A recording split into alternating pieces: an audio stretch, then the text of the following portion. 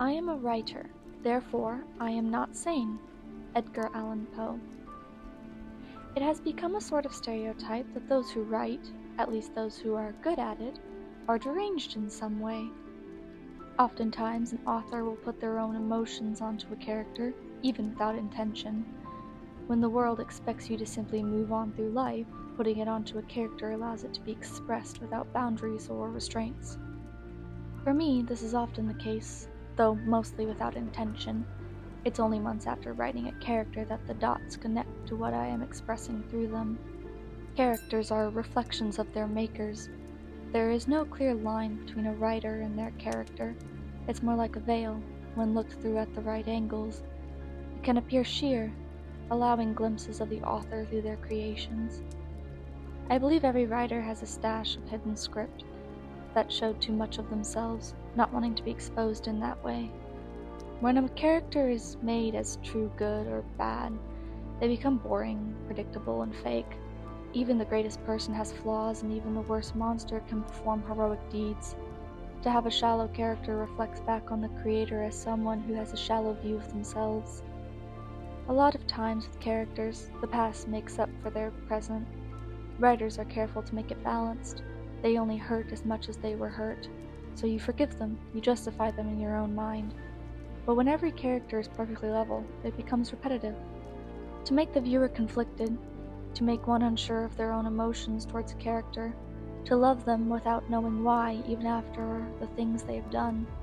That is my drive. I want you to ask yourself where you draw the line on what can be forgiven, and how far things like madness can excuse them. Many characters are forgiven because their mind is twisted in some way, but even that can only justify so much. Love can often get someone forgiven. If a gentle character loves a cruel person, we tend to follow their lead. If another character hurts a character that we love, it makes us hate them. Yet relationships can become more complicated than that. In my draft, Human Again, with Arthur and Theodore, in his twisted madness, Theodore repeatedly harms Arthur, but he never means to. When he is himself, he is kind and gentle. Arthur loves him, heart and broken mind, desperately clinging to their relationship even after everything that has been done to him. How are you to view them? Neither is wrong, but neither is right. At what point would you throw your hands up and say that they did it to themselves? How long can love be an excuse? How far can such an excuse be stretched? Oftentimes, having no remorse is associated with the villain of stories. However, apathy is a far less driving motivation than guilt. Guilt and shame can drive a person to do some truly gruesome things, often without care for their own life or safety. One of my characters, Oscar, from my rough draft titled Forgiveness, when faced every day with the people he had wronged, knowing what he did was cruel and unjustifiable, begs for forgiveness over and over, even after being denied it countless times. When it is dangled over his head, there is no length he would not go for even a hope of receiving it. Something so emotional and subjective can lead to a person being stringed along, endlessly chasing after something that might ease the load of their heart. Of course, then you would claim that Adam and Oscar, the ones refusing to forgive and stringing him along, are the apathetic ones, hanging on to an old grudge and using it to torment the one who desperately wishes to move on. However, they still suffer from the wrong that was done to them years later. Does it make Oscar the villain for the things he does in hopes of being forgiven? Or Adam and Clyde for how they treat him? A common question, what makes a villain, can challenge the views of many. Every character does a bad thing, even the morally good ones, and it probes the question. And when that character does something to repent or justify it, as long as those actions align with our morals, we claim that they are not the villain. If it is used the other way around, when a villain does something questionable and shows no care for it or reacts to it with an even worse solution, the audience draws the line in the sand as to what they believe is good and evil. Authors come along and blur the line. They challenge the rules. This way of using characters often reflects back on society or the way we think about life, asking questions that were never answered for them, the author. or wishing to see how those who have a different answer justify it in the given situation.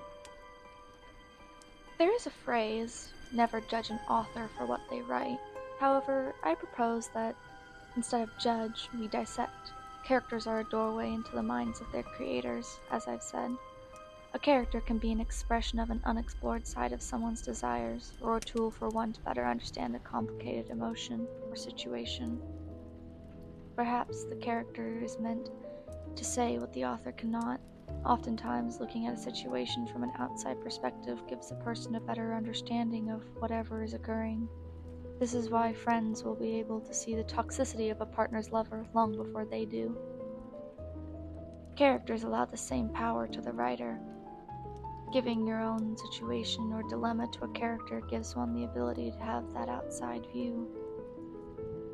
Most claim that readers wish to see themselves in a character. I believe this is true to some extent. It is not purely ourselves we want to see, but the twisted madness that others do not see in us, the kind we know is there but are too afraid to acknowledge. We wish to see it explained, dissected, so that we might understand its purpose. We wish to know the inner workings of that little voice that craves meaningless violence.